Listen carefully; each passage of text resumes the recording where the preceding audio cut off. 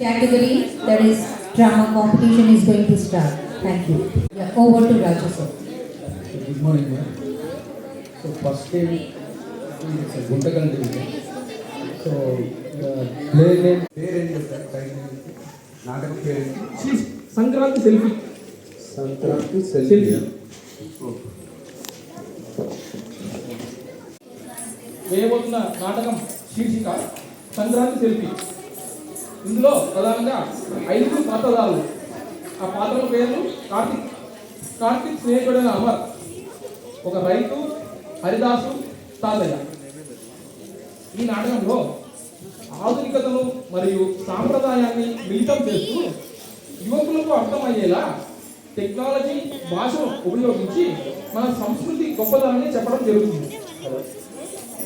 ఈ నాటకంలో కార్తిక్ అనే వ్యక్తి పల్లె వాతావరణానికి దూరంగా ఒక నగరంలో ఉంటాడు. సంక్రాంతి పండుగపై వారి తాతగారి ఊరైన ఒక చిన్న పల్లెటూరికి వస్తాడు.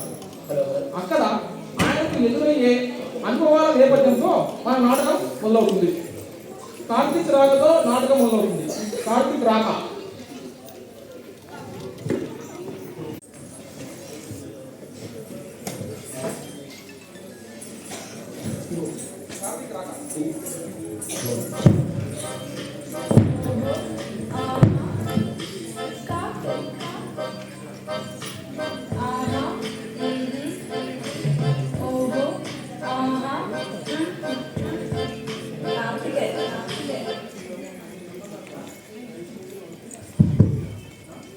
ఏరా మనవడా, ఎప్పుడొచ్చావు?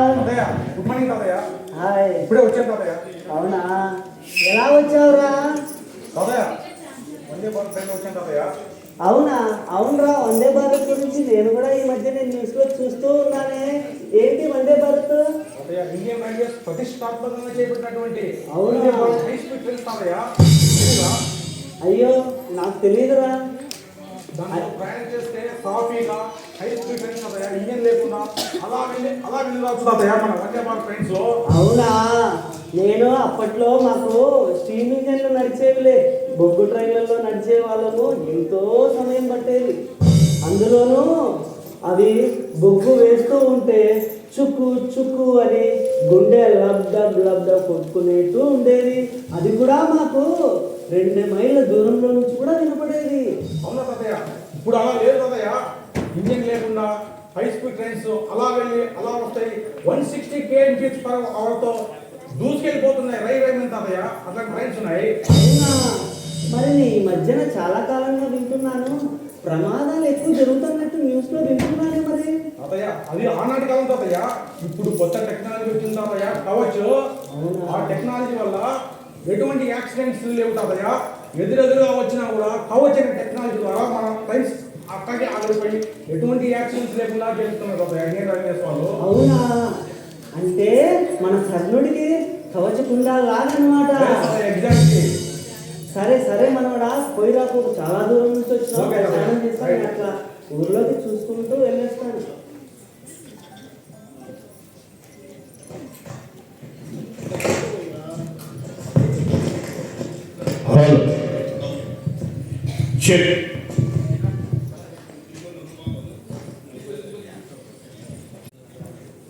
కార్తీక్ కొద్దిసేపు తర్వాత కార్తీక్ వస్తాడు. అబ్బా ఏంటి ఇక్కడ 5G కాదు కదా, 2G కూడా రావట్లేదు. ఇన్స్టాగ్రామ్ లో రీల్స్ అప్లోడ్ చేద్దామంటే చాలా సిగ్నల్ చాలా ఇబ్బంది. అయ్యా డాడీ అనవసరంగా నన్ను ఈ పండగ తీసుకొచ్చాడు. చాలా బోరింగ్ ఉంది. చూచారుగా మన కార్తీక్ తన మొబైల్ నెట్వర్క్ డిస్కనెక్ట్ అవుతుందని చాలా డిసప్పాయింట్ అవుతున్నాడు. కనెక్షన్ లేదని డిసప్పాయింట్ అవుతున్నాడు. నిజానికి అసలైన కనెక్షన్స్, మన ఫ్యామిలీ కనెక్షన్స్ ఆ మొబైల్ వల్ల మిస్ అవుతున్నాడు అన్న విషయాన్ని తెలుసుకోలేకపోతున్నాడు. త్వరలో తెలుసుకుంటాడేమో చూద్దాం. ఏరా మనోడా, ఫోను ఆకాశం వైపు ఎత్తి ఆలోచిస్తూ ఏంటి, సూర్యునికి దండం ఏమైనా పెడుతున్నావా లేదా సూర్యునికి ఆర్డర్ ఏమైనా ఇస్తున్నావా? అదయ్య, సూర్యుడికి నమస్కారము సూర్యుడికి దండము లేదు తాతయ్య. సిగ్నల్ కోసం వెతుకులాడు తాతయ్య. అవునా, సిగ్నల్ రావట్లేదు తాతయ్య. అయినా ఈ పాతకాలం పండుగలు ఏముంటుందయ్యా, దుమ్ము ధూళి పొగ తప్ప. అంటే నీ ఫోన్లో క్యాష్ మెమరీ చేస్తావు కదా? అవును తాతయ్య, క్లియర్ చేస్తాము. ఫోన్ స్పీడ్గా పనిచేయడానికి, వైరస్ రాకుండా ఉండడానికి. అంతేరా, భోగి పండుగ కూడా అంతే. మనలోని మన మనస్సులోని చెడు ఆలోచనలు, చెడు వ్యసనాలు, అలాగే బద్ధకం అనే వైరస్ని ఫ్లాపీ డిస్కుల లాగా జంక్ ఫైల్స్ లాగా డిలీట్ చేసినట్టు అగ్నిలో ఆహుతి చేసి భోగి పండుగ జరుపుకోవడమే. మరియు కొత్త సంవత్సరంలో మనం లైఫ్ రీస్టార్ట్ అయినట్టు. ఓహో, భోగి అంటే అసలైన సిస్టమ్ రీస్టార్ట్ అన్నమాట. బాగుంది తాతయ్య లాజిక్.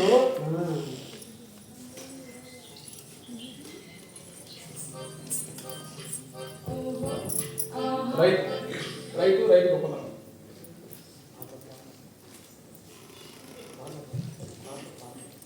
ఏంటి పెద్దనా, బాగున్నావా?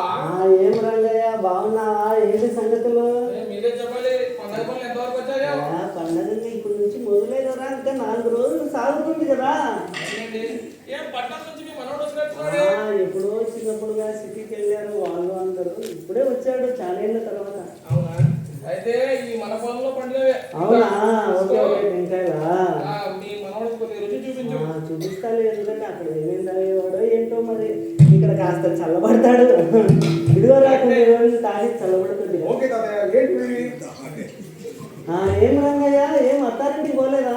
పోవాలి కదయ్యా, ఇప్పుడు ఇంటికి పోయి తయారయ్యి భార్య పిల్లలు తీసుకొని పోవాలి. మీ సంగతి ఏంటో? నాదేముందిరా, నాకే అల్లుళ్ళు వచ్చారు, వాళ్ళకు అల్లుళ్ళు వచ్చారు. ఇంకా నేను అత్తగారింటికి పోవడం ఏంట్రా? మరి లేకపోతే ఎక్కడ పోతారో? ఎక్కడికో పోతాలే, పక్కింటి పంకజం ఆంటీలో, లేకపోతే ఏదైనా గుడికో బడికో. మీరు గొప్పవారండి నిజంగా. మీ ఆరోగ్య రహస్యం కూడా ఇదేనేమో. అయితే ముసలాడే కానీ మహానుభావుడు. చెప్పు చెప్పు. ఏంటి ఆయన, ఏంటి ఏం మాట్లాడుతున్నాడు? ఎవరైనా ఏంటి ఇవన్నీ తాతయ్య? టైం వేస్ట్ పనులు ఇవి. ఏం జరుగుతుంది? ఆయన నువ్వు తినే జ్యూసు, తినే తిండి ఎక్కడి నుంచి వస్తుంది అనుకుంటున్నావు? ఆయన ఒక రైతురా, రైతు. ఎందుకంటే ఆయన నాగలితో తీసి నేలను చీల్చి నాట్లు వేసి సేద్యం చేసి పంటను పండించి, అలాగే కలుపులు తీసి కరువులతో యుద్ధం చేసి నిత్యం బాధపడుతూ భయపడుతూ పంటను పండించి చెమటను చిందించి నష్టాలను కూడా భుజం మీద మోసేవాడేరా రైతంటే. నిజంగా నిజంగా సంక్రాంతి పండుగ అంటే పండుగ కాదు. సంక్రాంతి పండుగ అంటే పండుగ మాత్రమే కాదు, అది ఒక రైతు దినోత్సవం. రైతు దినోత్సవం.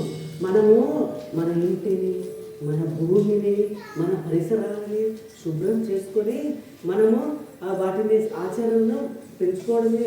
అదేనా మన సంస్కృతి అంటే.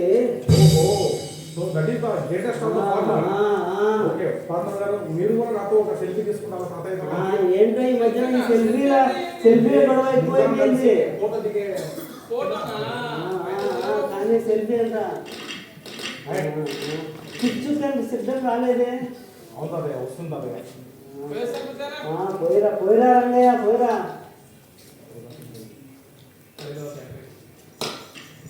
హరిలో రంగ హరి, హరిలో రంగ హరి, హరినారాయణ హరి హరి. హరిలో రంగ హరి, హరిలో రంగ హరి, హరినారాయణ హరి హరి. హరిలో రంగ హరి, హరిలో రంగ హరి, హరినారాయణ హరి హరి. హరిలో రంగ హరి, హరిలో రంగ హరి, హరినారాయణ హరి హరి.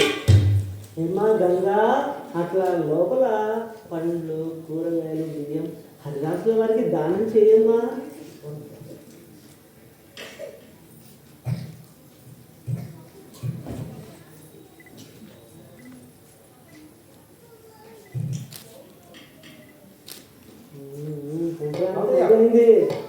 ఏంటి తాతయ్య, ఏమా ఆయన అలా అడుక్కుంటున్నాడు? కార్తీక్, ఆయన అడుక్కోవడం లేదురా, ఆయన మనల్ని ఆశీర్వదించడానికి వచ్చారా. రే రే అమర్, నీ చిన్ననాటి మిత్రుడే కదా, చెప్పుకో నీ మాటనే వింటాడము. కానీ రే కార్తీక్ బావా, నీకు అర్థమయ్యే విధంగా చెప్పాలంటే, నీకు యూట్యూబ్ కంటెంట్ క్రియేటర్స్ గురించి తెలుసు కదా. వాళ్ళు ఇచ్చే కంటెంట్ కానీ, వాళ్ళు ఇచ్చే ఎంటర్టైన్మెంట్ కానీ నీకు నచ్చితే లైక్ అండ్ సబ్స్క్రైబ్ చేస్తావు కదా. Of course. అలాగే ఈ హరిదాసుల వారు కూడా వీళ్ళు మన పల్లెటూరి ఒరిజినల్ కంటెంట్ క్రియేటర్స్ అన్నమాట. వాళ్ళు పాడే పాటలు, కృష్ణుడి పాటలు, మన సంస్కృతి గురించి ఊరంతా ప్రచారం చేస్తూ ఉంటారన్నమాట.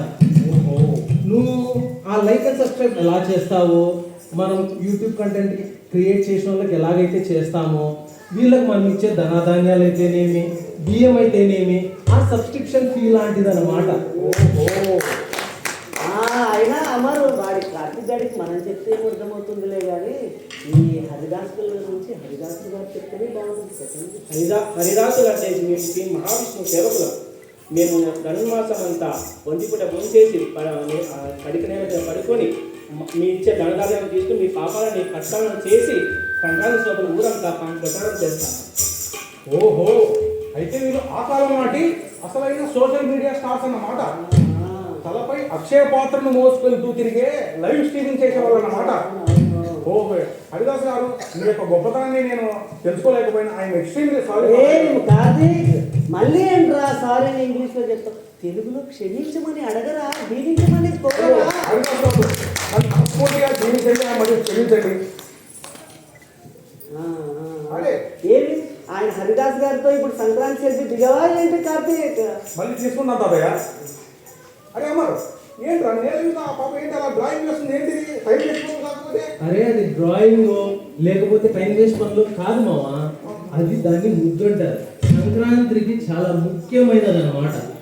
ఆ ముగ్గు గురించి నీకు అర్థమయ్యే లాంగ్వేజ్ లో చెప్పాలంటే ఎలా చెప్పాలబ్బా? నీకు ప్రోగ్రామ్ గురించి తెలుసు కదా, ఆ ప్రోగ్రామింగ్ లో ఆ లూప్స్ అండ్ ప్యాటర్న్స్ గురించి తెలుసు కదా, ఎలాగైతే అవి ఉంటాయో ఈ ముగ్గు ఆ చుక్కల్ని కలపడం కూడా ఆ లూప్స్ అండ్ ప్యాటర్న్స్ లాంటివి అన్నమాట. ఓహో, అదే ముగ్గు అంటే. Okay okay okay. కార్తీక్ మనము బియ్యం పిండితో ముగ్గు ఎందుకు చేస్తామో తెలుసా? వైట్ కలర్ కదా, బాగుంటేనే సుంట అది కాదురా, అది కాదు. బియ్యం పిండితో ఎందుకు వేస్తామంటే బియ్యం పిండితో ముగ్గు వేస్తే అది చిన్న చిన్న పురుగులు చీమలు వచ్చి తింటారా, అది కారణం అసలైంది. మరియు సున్నంతో కూడా మనం ముగ్గు వేస్తాం తెలుసా?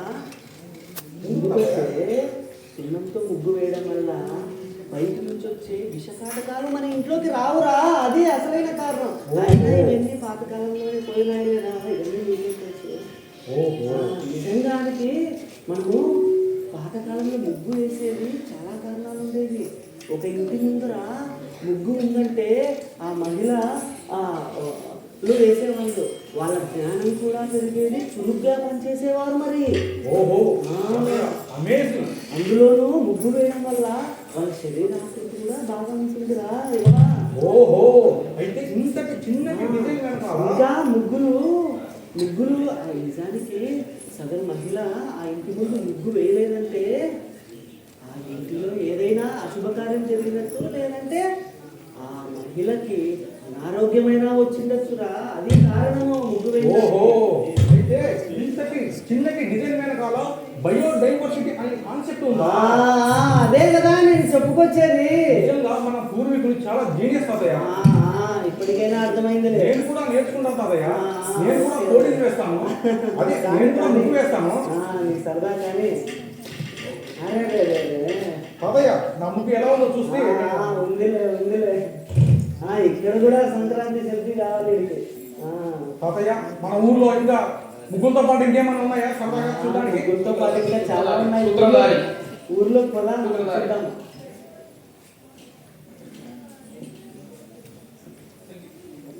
చూసారుగా ఇంతవరకు కార్తిక్ తన మొబైల్లో ఇన్స్టాగ్రామ్ రీల్స్ చేయడం చూడడం, యూట్యూబ్ షార్ట్స్ చేయడం చూడడం తప్ప పెద్దగా ఉపయోగపడలే. మొదటిసారిగా తన మొబైల్లో మన సంస్కృతికి సంబంధించిన ముగ్గులను ఫోటోలు తీయడం, వీడియోలు తీయడం మొదలుపెట్టాడు. చూద్దాం, మార్పు మొదలైంది కదా. ఈ మార్పు ఇంకా ఎంత దూరం ప్రయాణిస్తుందో లెట్స్ సీ.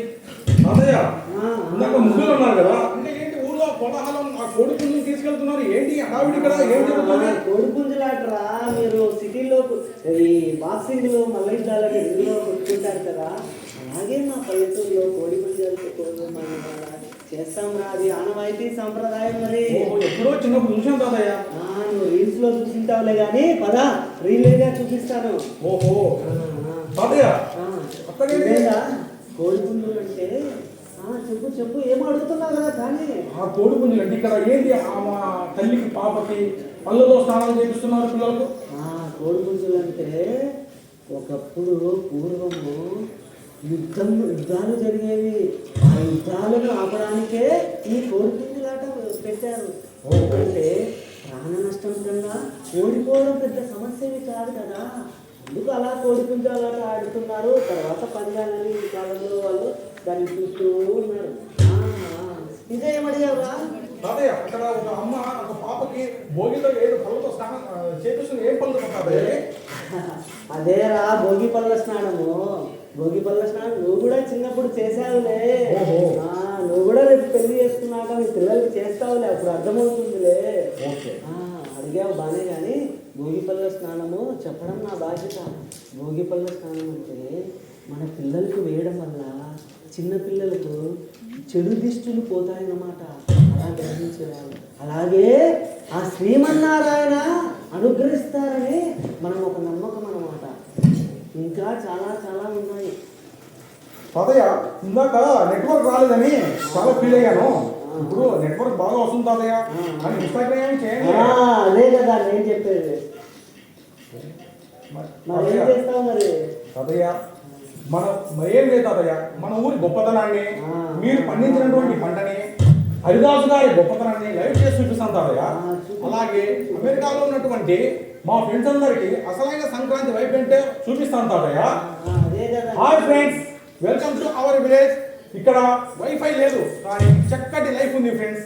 ఇక్కడ పిజ్జాలు లేవు కానీ మా తాతయ్య గారు పండించినటువంటి తీయటి చెరుకుగడలు ఉన్నాయి. ఇక్కడ బర్గర్లు లేవు ఫ్రెండ్స్. మా అమ్మమ్మ గారు చేసినటువంటి తీయటి పిండి వంటలు ఉన్నాయి friends. This is our Indian real culture, great Indian culture.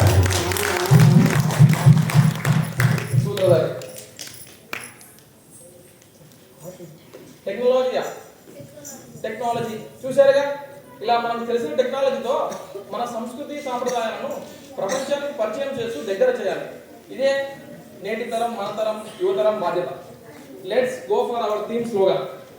మళ్ళీ మళ్ళీ కలుద్దాం, మళ్ళీ మళ్ళీ కలుద్దాం, సంక్రాంతిని ఘనంగా జరుపుకుందాం, సంక్రాంతిని ఘనంగా చేసుకుందాం. జై కిసాన్, జై కిసాన్, జై జవాన్, జై జవాన్. Happy Sankranti, happy Sankranti.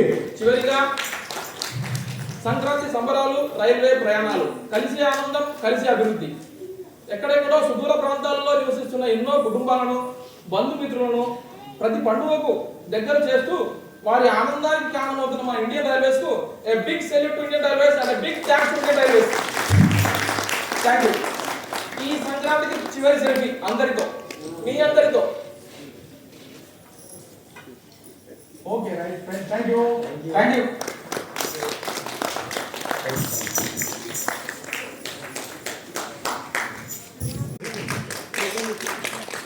PM Chetan. Yes, myself, you Rama, local pilot Gondagalu.